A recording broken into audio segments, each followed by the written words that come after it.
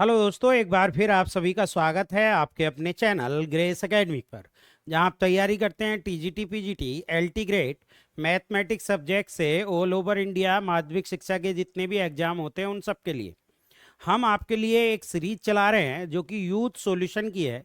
Youth एक ऐसी book है जिसमें ऑल ओवर इंडिया माध्यमिक के जितने भी एग्जाम होते हैं उन सब के क्वेश्चन जो पूछे गए हैं वो सब उसमें आते हैं। और आपके हर एक एग्जाम में 60 से 70% तक क्वेश्चन इसी बुक से मिलते हैं। इस पूरी बुक को कराने का जो हमने जिम्मा उठाया है उसी को हम पूरा कर रहे हैं। इसके अब तक हम 122 लेक्चर आपको प्रोवाइड करा चुके हैं। लगभग 60 से 70% तक हम इसको कवर कर चुके हैं। अब हमारा जितना आगे का बचा है उसी को हम आपके सामने लेकर आए हैं। और आज लेक्चर नंबर 123 है और चैप्टर हमारा चल रहा है वेक्टर एनालिसिस। वेक्टर एनालिसिस लगभग लगभग समाप्त होने की तरफ है। वेक्टर के जितने मोस्ट इंपोर्टेंट क्वेश्चन हैं जो कि आए हुए क्वेश्चन हैं किसी ना किसी एग्जाम में, वो सारे हमने यहाँ पर करने की कोशिश की है और अच्छे से आपको कराने की भी हमने पूरी पूरी कोशिश की है। तो अब हम आगे चलते हैं और देखते हैं कि आज की क्लास में किस किस तरीके के क्वेश्चन हैं और किस तरीके से आप उनको सोल्व कर सकते हैं। जैसे कि आज का पहला क्वेश्चन है इनका, सदिश ए यदि सदिश ए तथा बी की स्थिति सदिश क्रम से ए तथा बी हो, यानी सदिश ए की स्थिति ऐसे समझ लो आप इसको, आप ऐसे समझ लो ओ ए आपको दे रखा है, वो ए दे रखा है और इसने क्या कहा तथा बी की स्थिति क्रम से बी और ओ बी की जो स्थिति है वो बी है ना। तो आपसे पूछा तब ए बी के मध्य बिंदु की स्थिति सदिश का क्या होगा। पहले ए बी निकालिए और ए बी का फिर मध्य बिंदु हमें निकालना है। ए बी के बारे में इन्होंने पूछा है, ए और बी हमें दिया हुआ है, ठीक है। हमें ए का और बी का, इस तरीके से आप इसको समझ सकते हैं। मध्य बिंदु, मध्य बिंदु का मतलब ये है कि आपके लिए क्या हो जाएगा, फिर मध्य बिंदु आपको निकालना है ए बी वेक्टर का तो बहुत सिंपल हो जाएगा। अब आपको निकालना है मध्य बिंदु तो ओ ए हो जाएगा प्लस ओ बी हो जाएगा और बटे 2 हो जाएगा। तो ये आपका a प्लस बी बटे 2 हो जाएगा। फिर तो इसमें तो बहुत ही सिंपल तरीका है, बहुत आराम से आप कर लेंगे। भाई उसने सिंपल का मध्य बिंदु की स्थिति का बताना है तो मध्य बिंदु की स्थिति हम बता देंगे, उसमें कोई इतनी परेशानी वाली बात नहीं है। नेक्स्ट क्वेश्चन, नेक्स्ट उनका, यदि सदिश इतने तथा इतने परस्पर लंबत हो। देखिए सदिश लंबत कब होते हैं, जब उनका डॉट प्रोडक्ट, कभी भी दो वेक्टर का डॉट प्रोडक्ट अगर जीरो हो जाए। अगर दो वेक्टर का डॉट प्रोडक्ट जीरो है तो इसका मतलब कोस में एंगल जीरो बना, और कोस में एंगल जीरो पाई/2 बनता है तो वो लंबवत की कंडीशन हो जाती है। तो हम इसकी डॉट कैसे करते हैं, देखो 2 की मल्टीप्लाई इस 1 से करो, आई वाले के आई के साथ तो 2 आ गया। ऐसी -4 की 1 से करो -4 आ गया। ऐसी लैम्डा की 1 से करो प्लस के लैम्डा बराबर 0 हो गया। तो ये -2 हो गया प्लस के लैम्डा बराबर 0, तो लैम्डा बराबर आपका 2 हो गया। तो बहुत सिंपल क्वेश्चन है और बहुत ही आराम से आप इसे कर सकते थे। टीजीटी 2013 के जितने भी हमने क्वेश्चन लगाए, वेक्टर में इतने सारे क्वेश्चन पूछे गए। कभी कभी क्या होता है कि वेक्टर बहुत अधिक मात्रा में पूछ लिया जाता है, तो वेक्टर को बहुत अच्छे से हम लोग तैयार करेंगे, एक एक क्वेश्चन पर चर्चा कर लेंगे तो जिससे कि आपका क्वेश्चन कोई भी ना छूटे।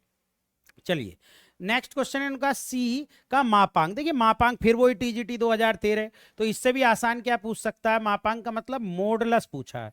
और मॉडुलस क्या होता है, जैसे 4 है तो 4 का स्क्वायर, -5 है तो +-5 का स्क्वायर है ना, और 11 है तो +11 का स्क्वायर। अब इसका स्क्वायर रूट, तो ये कितना हो गया, देखिए 16 हो गया, ये प्लस के 25 हो गया और 11 का 121 हो गया। अब सबको आप जोड़ोगे तो कितना हो जाएगा, 6 5 11 और एक 12 का 2 हासिल लगा आपके 1 और 2 2 4 और 5 5 और एक आपका कितना हो जाएगा 6, और फिर इसके बाद एक ये बचा, यानी ये कितना आ रहा है, स्क्वायर रूट 162 आ रहा है। और स्क्वायर रूट 162 को हम क्या लिख सकते हैं दोस्तों, 9 स्क्वायर रूट 2। तो हमारा बी ऑप्शन हो जाएगा, ये भी टीजीटी 2013 का है। तो कहीं ना कहीं आप देख पा रहे होगे कि टीजीटी 2013 में जो क्वेश्चन हमसे पूछे गए वो इतने हार्ड नहीं थे, सिंपल क्वेश्चन थे, आराम से आप कर सकते थे। नेक्स्ट क्वेश्चन, नेक्स्ट में उनका, यदि दो सदिश a माइनस बी तथा a प्लस बी हो तब उनका क्रॉस गुणनफल। देखिए क्रॉस का जब हम निकालते हैं ना दोस्तों, a माइनस बी है जैसे क्रॉस, तो क्रॉस पहले हम लिख लेते हैं सबको, देखो कैसे क्रॉस का जब हम लिखेंगे, देखो a का क्रॉस a से a क्रॉस a हो गया ये, फिर a का b से प्लस के साथ a क्रॉस b हो गया ना, फिर माइनस के ये कितना हो गया b क्रॉस a हो गया है ना, और माइनस माइनस के ये हो गया b क्रॉस b।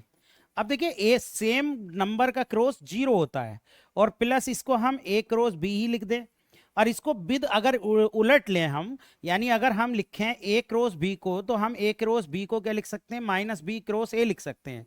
अगर हम चेंज कर दें तो बी को अगर पहले लिख दें, ए को बाद में लिख दें, तो विद माइनस, तो माइनस माइनस प्लस ए क्रॉस बी हो जाएगा ये।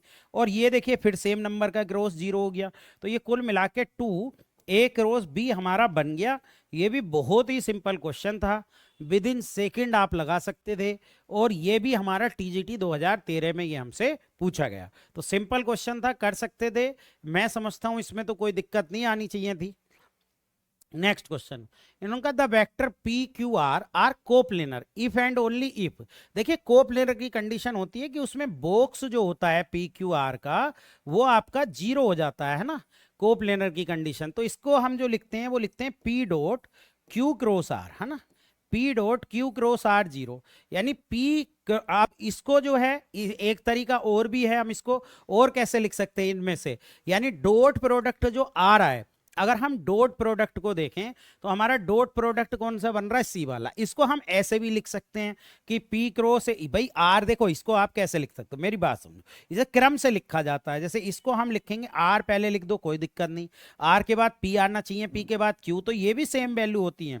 और इसको हम क्या लिख सकते हैं, R dot P cross Q लिख सकते हैं। तो ये भी आपका सही है, यानी सी ऑप्शन भी आपका करेक्ट है। ये नहीं क्रम से होना चाहिए, जैसे पी के बाद क्यू, क्यू के बाद आर, इस तरीके से क्रम से चलना चाहिए। अगर क्रम से नहीं चलता है तब आपके लिए दिक्कत है। चलिए नेक्स्ट क्वेश्चन में कहा कि द वेक्टर 1 -2 1 2 1 -1 एंड 7 -4 1 R3 है, इसका लीनियरली डिपेंडेंट R3, यानी डायमेंशन R3 में हमें दिया, और लीनियरली इंडिपेंडेंट डिपेंडेंट ये हमसे पूछा है।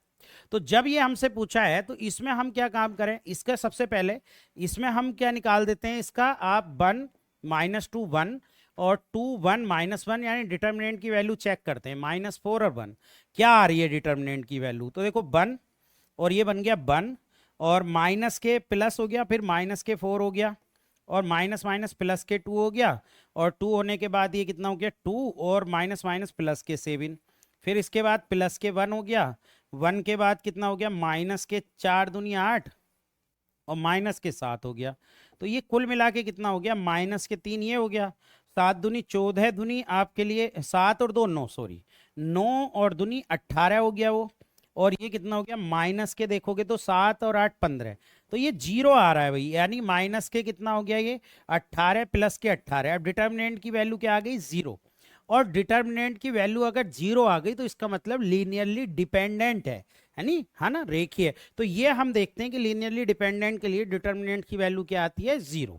चलिए नेक्स्ट उनका ए क्रॉस बी कैसी क्वांटिटी है। पहली बात तो एक बात समझिए, ए क्रॉस बी कैसी क्वांटिटी है, पैरेलल टू ए और perpendicular to B, A cross B is scalar quantity नहीं होता क्रॉस में। अब vector quantity parallel to the plane of A cross B, हाँ ये हमारे पास आपके क्या दिया कि इसमें, पर एक बात कही पैरेलल वेक्टर क्वांटिटी तो है। तीसरा ऑप्शन देखो आप, vector quantity perpendicular to the plane containing, तो ये परपेंडिकुलर की कंडीशन ए एंड बी के साथ हमारी लगती है, प्लेन के साथ कंटेनिंग, ठीक है, प्लेन को कंटेन करती है, जो कि एक सदिश राशि जो कि सदिश ए तथा बी के समतल पर लंब हो, लंब के लिए ये कंडीशन हम लोग निकालते हैं।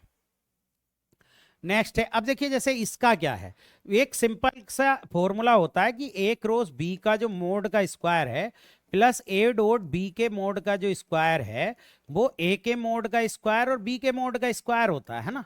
अब ऐसा हमें कहीं, क्योंकि मोडलस पूरे का दिया, जब पूरे का दिया तो बहुत सिंपल है, ए स्क्वायर बी स्क्वायर इसमें ही आ रहा है, ये भी हमारा यूपीपीसीएस 1997 में पूछा गया, इससे भी और सिंपल क्या हो सकता है, कुछ नहीं हो सकता। चलिए नेक्स्ट क्वेश्चन बहुत अच्छा क्वेश्चन है, बहुत इंपॉर्टेंट क्वेश्चन है ये, और ये हमारे एग्जाम में अधिकतर पूछा भी जाता है। क्वेश्चन क्या है इन्होंने, vector A B C are coplanar then the value. अब देखिए कोप्लेनर है तो इसका मतलब बॉक्स जो होगा वो 0 हो जाएगा दोस्तों, है ना, यानी डिटर्मिनेंट की वैल्यू देखें तो ए 1 इसके मल्टीपल देख लो, 1b1 1v1, फिर अगले के मल्टीपल 1c, वो आपका 0 हो गया। क्लियर। अब जब 0 हो गया तो अब इसको हमें क्या करना है, सोल्व करना है। अब सोल्व करने के लिए हम क्या काम करेंगे, इसमें बहुत सिंपल है। पहले इसमें ना कुछ ट्रांसफॉर्म कर लो, क्योंकि अगर डायरेक्ट करोगे तो बना नहीं पाओगे। अब डायरेक्ट करके जब नहीं बना पाओगे तो ऐसी C1 में से भी आप C1 पहले कॉलम में से भी C3 को घटा लो, C2 में से भी C3। भाई ये याद रखना क्या करेंगे, क्योंकि हमें ये बनाना है ना दोस्तों, इस पे ध्यान रख। वैसे डायरेक्ट भी कर सकते हैं लेकिन बनाने में थोड़ा सा टाइम लग जाएगा। C1 में से C3 को घटाया तो A-1 आ गया, 1 - 1 0 आ गया, ऐसी 1 माइनस ये C आ गया, है ना। अब C2 में से भी घटाओ, 0 आ गया, B माइनस के 1 आ गया, और ये 1 माइनस के कितना बन जाएगा यहाँ से 1 - C, और ये 1 C, ये तो ऐसे ही रहेगा बराबर 0। अब इसकी क्रॉस मल्टीप्लाई हम करें, ठीक है। अब पहली बात तो इसमें से कॉमन हम देख लें, कॉमन क्या क्या बन रहा है आपके लिए, ठीक। जैसे कि कितना कितना कॉमन ले लें, पहले में से A-1 कॉमन ले लें, दूसरे में से B-1 कॉमन ले लें, और तीसरे में से 1 - C कॉमन ले लें। तो बचेगा क्या, यहां से बचेगा 1 0 और 1/A-1, और ये बचेगा 0 1 और 1/B-1, और ये बचेगा 1 1 और C/C-C, ये बचने वाला है। अब देखो ये तो आपके लिए 0 होगा नहीं, तो इसको आप 0 रख दो। जब आप इसको 0 रखोगे तो यहां से हमारे पास वैल्यू निकल कर आएगी ये मान, और ये मान कितने के बराबर बनेगा, 1 के बनेगा, है ना, C/। तो इसको आप सोल्व कर लेना, हो जाएगा। बाकी आप डायरेक्ट डिटर्मिनेंट भी सोल्व करके इसको निकाल सकते थे। नेक्स्ट क्वेश्चन, इन्होंने कहा U and B are unit vector and theta is the acute angle, angle between two is a unit vector 4, है ना। ये हमसे पूछा गया कि यूनिट वेक्टर हैं, यूनिट वेक्टर हैं तो U का मोड भी 1 हो गया, और V का मोड भी दोस्तों कितना हो गया, 1। और उन्होंने कहा कि theta is the acute angle between them, तो 2U क्रॉस 3B, यानी इसकी मल्टीप्लाई किससे करनी है, 3B से क्रॉस मल्टीप्लाई करनी है, और एंगल इसका इतना बन रहा है। तो जब हम क्रॉस मल्टीप्लाई करेंगे किसकी, 2U की 3V से, तो पहली बात तो 3 दूनी 6, तो ये आ जाएगा, और U का मोड, V का मोड और साइन थीटा ये हमारे पास बन जाएगा, है ना। U का मोड, V का मोड और साइन थीटा।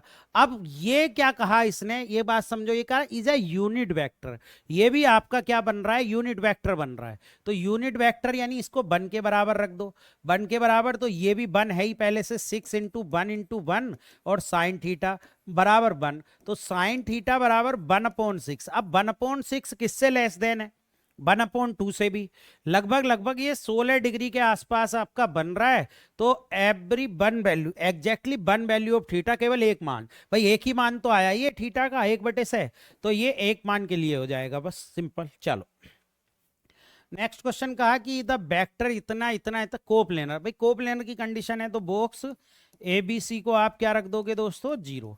अब जब बॉक्स ABC को 0 रख दोगे तो ये आ जाएगा 2 - 1 1 1 2 -3 3P और 5 का जो डिटर्मिनेंट है उसको 0 रख दो। जब आप 0 रख दोगे तो ये कितना हो जाएगा, 2 5 दूनी 10 और माइनस माइनस प्लस के 3P, और माइनस के माइनस माइनस प्लस के 1 हो जाएगा, और ये 5 और माइनस माइनस प्लस के 9, फिर प्लस के 1 हो जाएगा।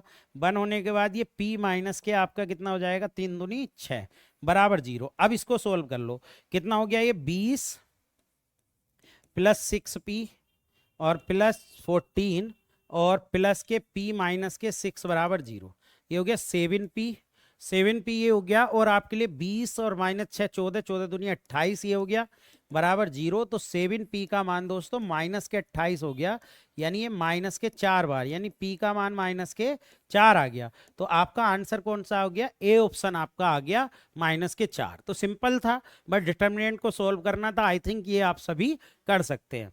चलिए नेक्स्ट क्वेश्चन, इनका A and B are 2 unit vector inclined and angle theta, then sine θ/2 कितने के बराबर होगा, जबकि वो कह रहे हैं यूनिट वेक्टर है और थीटा एंगल बन रहा है।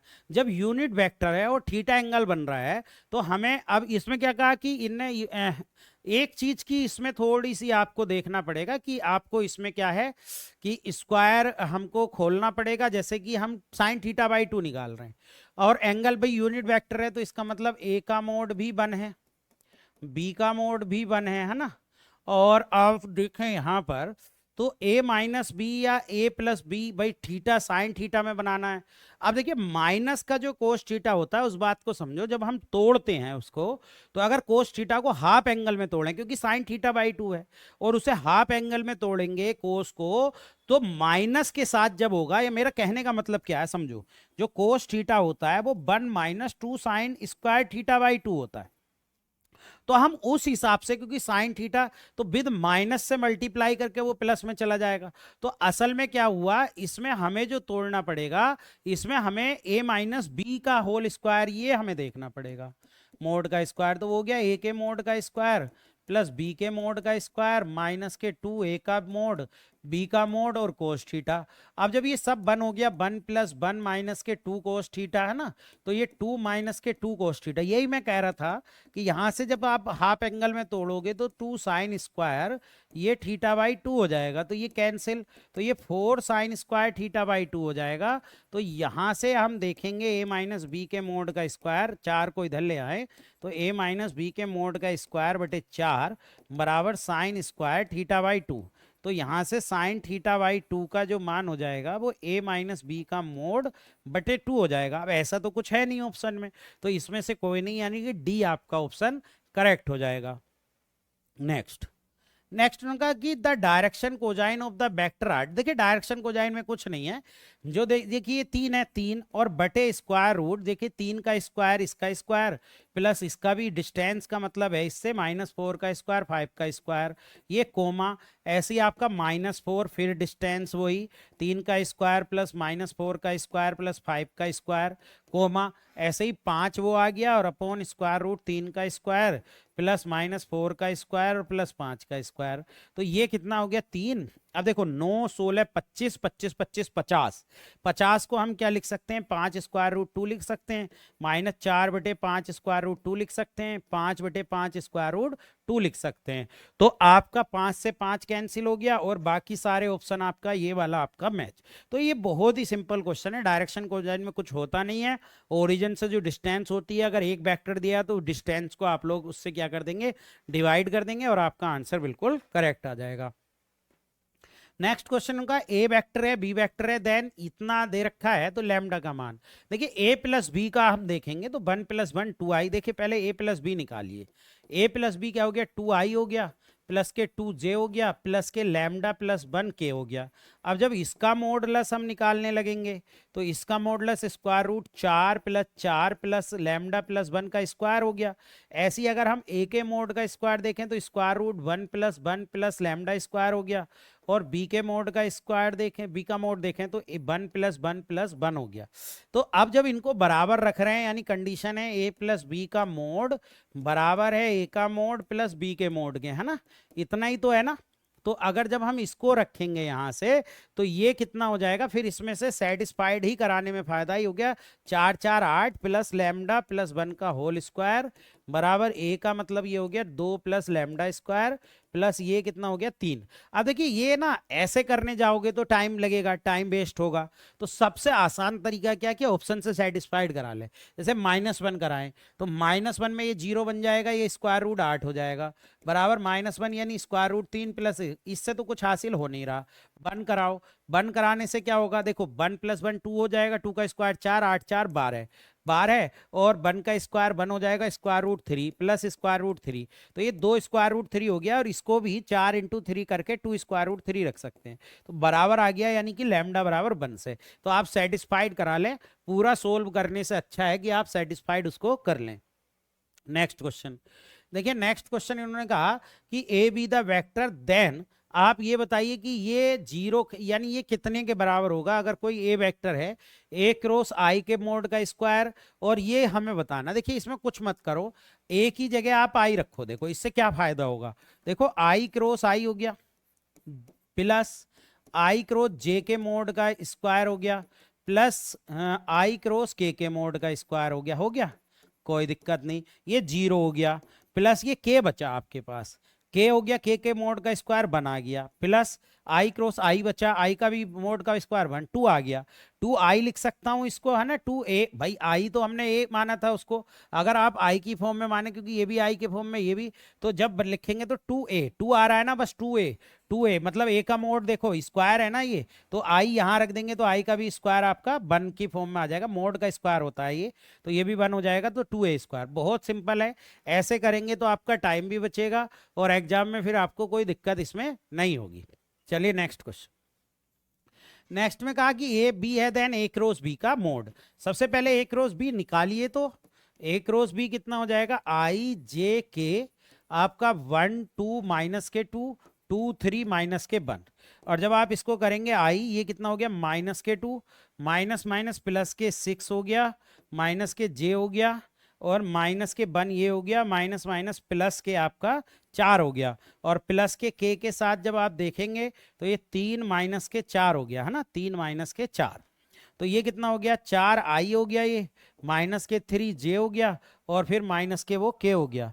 ठीक, तो आपका ए क्रॉस बी के मोड जो आ गया वो स्क्वायर रूट 16 प्लस 9 प्लस 1, है ना, ये कितना हो गया, ये स्क्वायर रूट आपके लिए 9 और स्क्वायर रूट आपके लिए कितना बन गया 26। अब ऐसा कोई ऑप्शन में है नहीं, तो आपका नन ऑफ दीज आंसर आ गया, कोई दिक्कत नहीं हुई।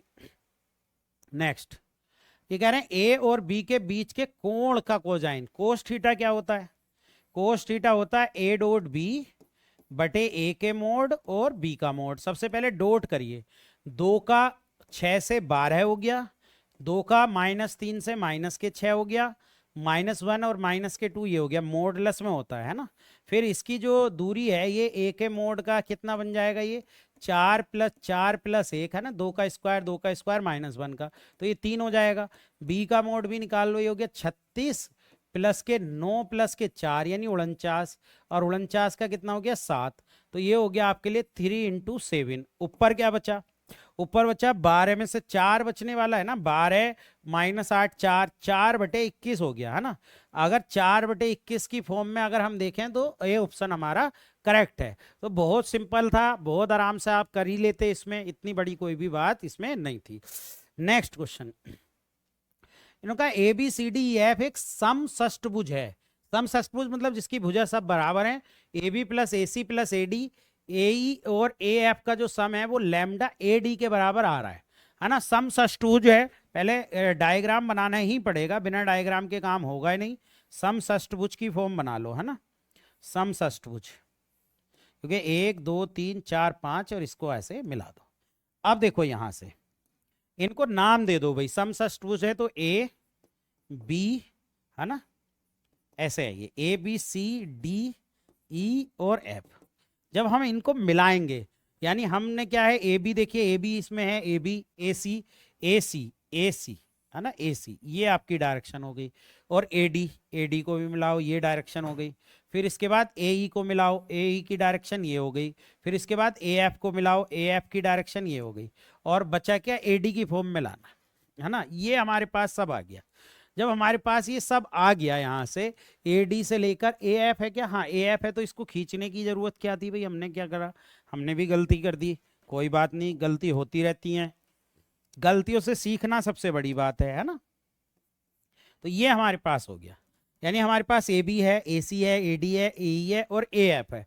और हमारे पास क्या क्या दिया हुआ है, पहले तो समांतर देखो, सब समषष्टभुज है, सब बराबर होगा। एडी की फॉर्म में हमें बनाना है। अब जब हमें एडी की फॉर्म में बनाना है, तो अगर हम ए बी को देखें, ए बी ईडी, ईडी की फॉर्म में, तो पहले लिखते रहो, पहले लाइन लिख लो जो दी है, उसे लिखो A B plus A C plus A D plus A E और आपका प्लस ए एफ, है ना। पहले इस पर चर्चा करते हैं। चलिए इसे देखिए, ए बी जो है वो समांतर है, कितने के समांतर है, ईडी के, तो हमने इसको ईडी लिख लिया। इससे फायदा क्या होगा अभी पता चलेगा। ए सी को हम ऐसे ही छोड़ दें, प्लस ए डी को हम ऐसे ही छोड़ दें, प्लस अब ए ई को हमने ऐसे ही छोड़ दिया। अब ए एफ को देखो जरा, ए एफ कहाँ है, ए एफ ये है, ये इसके सामने है, समषष्टभुज है, बराबर होगा, यानी कि प्लस के सी डी हमने इसको कर दिया। ये सब हमने कर दिया। अब जरा इनका आप एक कंबाइन वाला प्रोसेस बनाएं, जैसे ए ई और इसको अगर हम ऐसे लिख लें, ए ई प्लस ईडी लिख लें तो कोई दिक्कत थोड़ी है, प्लस में किसी को भी कहीं भी लिख सकते हैं। ऐसे ही आपका एडी वाले के साथ सीडी को ऐसे आप लिख लो, यानी पहले आप ए लिख लो और फिर डीसी, फिर तो इसको माइनस में करना पड़ेगा तो एसी प्लस, चलिए कोई नहीं, एसी वाले को लिखो, सॉरी एसी वाले को, क्योंकि एडी की फॉर्म में तो चाहिए, तो एसी और इसको लिखो सीडी को, है ना, और प्लस के एडी की फॉर्म में तो हमें चाहिए। ये क्या बन गया, देखो ये बीच का हट जाएगा ई से ई, तो एडी बन जाएगा ये, और ये भी सी से सी हट जाएगा, एडी हो जाएगा, प्लस एडी ये हो जाएगा, तो कुल मिला के ये 3AD हो गया।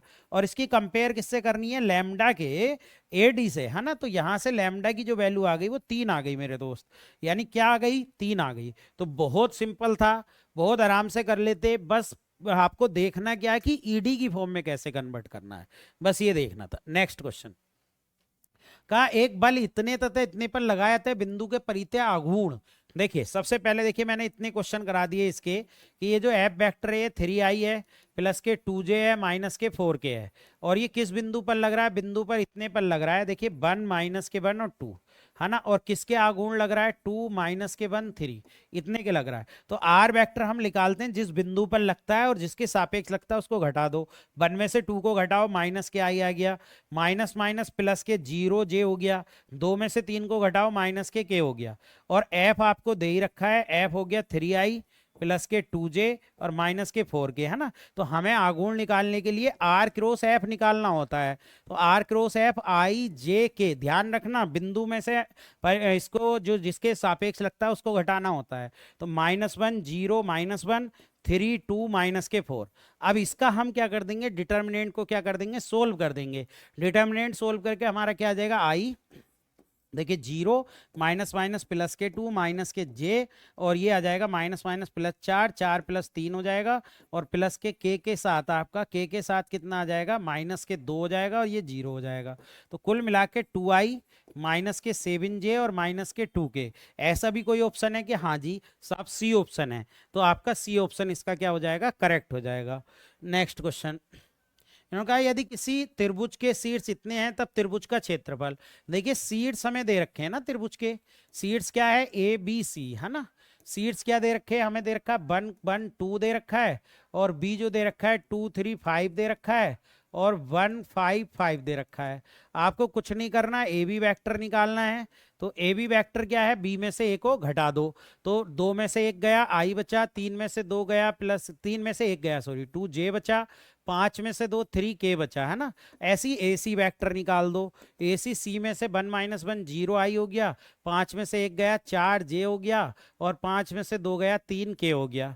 तो जब हम एरिया निकालते हैं तो एरिया जो हो गया वो 1/2 और mod A B cross A C हो गया, है ना, यही तो फॉर्मूला लगाते हैं ना। तो हमें ए बी क्रॉस ए सी निकालना है जल्दी से, ए बी क्रॉस ए सी, तो ए बी क्रॉस ए सी आई जे के, और ए बी क्या है 1 2 3 0 4 3, है ना, ये हमें करना है। तो 1 2 3 और 0 4, इसको आप सोल्व कर लो। आई देखिए 6 तो ये हो गया, और 4 तिया 12 माइनस के 12, तो माइनस के 6i बचेगा। फिर उसके बाद जे के साथ माइनस जे लेते, और जे के साथ क्या लेते, ये लिखते 3 और माइनस के 0, तो ये माइनस के 3j हो गया, और प्लस के साथ के लेते, के साथ जब हम लेते तो इसको ऐसे 4 हो जाता और माइनस 0, यानी कि 4k हो जाता है ना, 4k। अब हमें इसका मॉडुलस मतलब निकालेंगे, 36 हो गया 6 का, 3 का 9 हो गया, और 4 का 16 हो गया। तो ये कुल मिला के स्क्वायर रूट कितना हो गया, 9 6 6 12 12 और 9 आपके लिए 21, यानी कि आपका ऐसा तो एक ही आ रहा है 61, यानी ये स्क्वायर रूट 61 आपका बन जाएगा। तो सिंपल है, आराम से आप कर सकते थे। नेक्स्ट क्वेश्चन में ये क्या है कि non zero and non coplanar है ना, तो हम यहां से x लीनियर कॉम्बिनेशन बना लेते हैं जरा, ये प्लस के 22 और ये हो जाएगा 4a माइनस 7b माइनस के c प्लस के z 3a प्लस के 6b प्लस के 6c बराबर आपका 0, है ना, लीनियर कॉम्बिनेशन।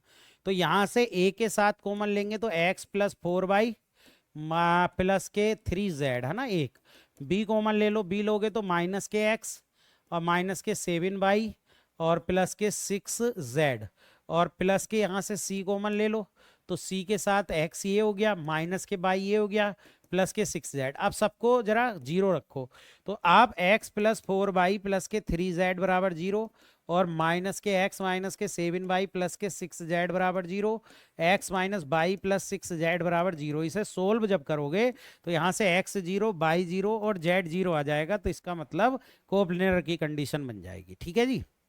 चलिए नेक्स्ट क्वेश्चन का ए बी परपेंडिकुलर है, तब अगर ये सब परपेंडिकुलर हैं यानी ए प्लस बी परपेंडिकुलर है तो इसका मतलब डॉट आपका 0 होगा। अब डॉट 0 होगा तो ये हो गया A dot B plus B के मोड का स्क्वायर बराबर 0। और इसमें आपका हो जाएगा, इसे भी करो ए की डॉट ए के साथ, तो ए के मोड का square plus 2b dot A, है ना, ये हो जाएगा, ये भी 0। तो अब अगर क्या कंडीशन रखें, ए और बी का मोड 0, ए बी की वैल्यू यहाँ से निकालें, तो जब ए बी की वैल्यू यहाँ से निकालेंगे ए डॉट बी की वैल्यू, तो माइनस के 1/2 ए के मोड आ जाएगा, है ना। और ऐसे ही यहाँ से निकालेंगे तो ए डॉट बी आपका कितना आ जाएगा, बी के मोड का स्क्वायर। तो ये आपका -1/2 ए के मोड का स्क्वायर बराबर बी के, दोनों बराबर है तो ये इतना हो गया, हटा दो स्क्वायर, दो को से भी मल्टीप्लाई कर दो तो ए का मोड यानी कि बराबर 2b। यानी ऐसी कंडीशन जो बन रही है, जो हमें दिख रही है, वो हमारे पास स्क्वायर भी तो करेंगे, हाँ सॉरी स्क्वायर करेंगे तो ये स्क्वायर रूट में आ जाएगा, तो माइनस का फिर कोई मतलब नहीं रहेगा, मोडलेस है तो उसको प्लस ही कर लो, तो आपका ए बराबर आपका पहला ऑप्शन आ जाए। नेक्स्ट है, इन्होंने कहा कि दो सदिश ए बराबर इतना बी बराबर इतना दिया है, तो लैम्डा बी पर, है ना। तो देखो लैम्डा ये क्या कह रहे हैं, ए प्रशिक्षण सदिश बी पर, तो हो गया ए डॉट बी बटे बी का मोड बटे बी का प्रशिक्षण ए पर, तो बी डॉट ए बटे ए का मोड, है ना। तो ये तो कैंसिल, ये ऊपर पहुंच जाएगा, तो ए का मोड और बी का मोड हमें चाहिए, है ना। ये हो गया, तो ए का मोड आ गया 4 प्लस 9, देखो 3 का और 6 का 36 हो गया, और बटे स्क्वायर रूट 2 का 4 हो गया, फिर वो भी 4 हो गया, प्लस के 1 हो गया, तो ये तो 7 हो रहा है ना। और ये 3 हो रहा है, तो 7/3 यानी आपका कौन सा ऑप्शन होना चाहिए, बी ऑप्शन आपका इसका क्या होना चाहिए, करेक्ट होना चाहिए। कौन सा ऑप्शन होना चाहिए, बी ऑप्शन, 223 वाले क्वेश्चन का आपका बी ऑप्शन। ठीक है, चलो जी नेक्स्ट। आगे क्या कहा कि इतना इतना है, तो इसका मान लीजिए तो बॉक्स एबीसी ही बन गया, क्योंकि ए डॉट बी क्रॉस सी जो होता है वो आपका बॉक्स एबीसी के बराबर होता है, तो ये बॉक्स एबीसी बन गया। अब बॉक्स एबीसी बन गया तो बॉक्स एबीसी के लिए हम निकाल लेंगे, कितना हो जाएगा, 1 माइनस के 2 माइनस 3, देखो 1 माइनस 2 माइनस 3, 1 3 माइनस 2 2 1 माइनस 1, इसकी वैल्यू निकाल लो भाई। इसकी फाइंड आउट कर सकते हैं आप वैल्यू, ऐसा कुछ है नहीं कि आप फाइंड आउट ना कर सकें, तो 20 आ जाएगा, आप कर लेना खुद से। नेक्स्ट क्वेश्चन, इन्होंने कहा यदि इतना और इतना दो सदिश है जहां p और q ग्रेटर देन है, जो एदिश है, तब दोनों सदिश की लंबाई, दोनों सदिश की क्या बतानी है हमें यहाँ पर, लंबाई। तो दोनों सदिश की लंबाई हम निकाल लेते हैं और देखते हैं कि क्या कंडीशन बन रही है। ठीक है, देखो लंबाई निकालोगे तो इसका हो गया p का स्क्वायर, लंबाई का मतलब मॉडुलस से, प्लस का 9 प्लस का 16 बराबर स्क्वायर रूट q का स्क्वायर q हो गया, और प्लस के 25 ये हो गया, इसका बोथ साइड कर दो तो पी स्क्वायर प्लस के 25 और क्यू प्लस के 25, तो पी स्क्वायर बराबर क्यू। तो ये तो आपके लिए ग्रेटर देन 0 के लिए बहुत सारे मान हो सकते हैं भाई, ये तो बहुत सारे मान हो सकते हैं ना, पी क्यू के ऐसे पेयर तो बहुत सारे बन सकते हैं कि पी स्क्वायर बराबर क्यू हो। तो चलिए ये आपके लिए आज हम 25 क्वेश्चन लेकर आए थे। ये वेक्टर एनालिसिस लगभग लगभग समाप्त हो चुका है, 1 या 2 क्लासेस वेक्टर एनालिसिस की रहेंगी, तो वो भी हम आपको प्रोवाइड करा देंगे, और फिर कंबाइन करके एक वीडियो में इसको हम आपको प्रोवाइड करा देंगे, जिससे आपको ज़्यादा दिक्कत नहीं होगी। तो जो लोग भी नए हैं, पहली बात तो हमारे चैनल को आप लोग सब्सक्राइब कर लें, और जो भी कंटेंट पसंद आता लाइक करें, और अगर नहीं पसंद आता तो आप डिसलाइक भी कर सकते हैं, ऐसा हम उसके लिए भी तैयार हैं, और अपनी राय भी आप हमें दे सकते हैं कि हाँ हमें और क्या इंप्रूवमेशन करना चाहिए, क्या क्या इंप्रूवमेंट करना चाहिए, जिससे कि आपको बहुत ज़्यादा फायदा हमारे द्वारा पढ़ाए गए से हो सकते हैं। और जो लोग हमारे रेगुलर स्टूडेंट हैं वो लोग इस चैनल पर इसी तरीके से लगे रहें, आपकी तैयारी बिल्कुल कंप्लीट कराई जाएगी। अच्छा, इसके बाद ये तो क्वेश्चन की सीरीज है, इससे ज़्यादा भी आप अगर हमसे पढ़ना चाहते हैं और बहुत अच्छे अच्छे क्वेश्चन हमसे करना चाहते हैं और कॉन्सेप्ट भी पढ़ना चाहते हैं, आपको लगता है कि हमारा पढ़ाया हुआ आपके काम आएगा, तो आप इसमें बहुत सारे तरीके के बैच आपको दिख रहे होंगे। मैथ प्लस प्रैक्टिस का भी है, मैथ प्लस जीएस का भी है, जनरल स्टडी का भी है, मैथ प्लस भी है, प्रैक्टिस विद जीएस भी है। तो जो भी बैच आप लेना चाहते हैं उसको आप ऐप डाउनलोड कर लीजिए। हमारे ऐप का नाम जो है वो ग्रेस एकेडमिक है, जो कि आपको प्ले स्टोर पर मिल जाएगा। प्ले स्टोर से आप ऐप डाउनलोड करके, और कुछ भी इंक्वायरी चाहिए तो इस नंबर पर आप कॉल करके 6397117675 पर आप अपनी बैच के बारे में जो भी आपको लेना है जानकारी पूरी ले सकते हैं। आपको पूरी जानकारी दी जाएगी। आज के लिए इतना ही। नेक्स्ट क्लास में फिर से मिलते हैं। थैंक यू, धन्यवाद।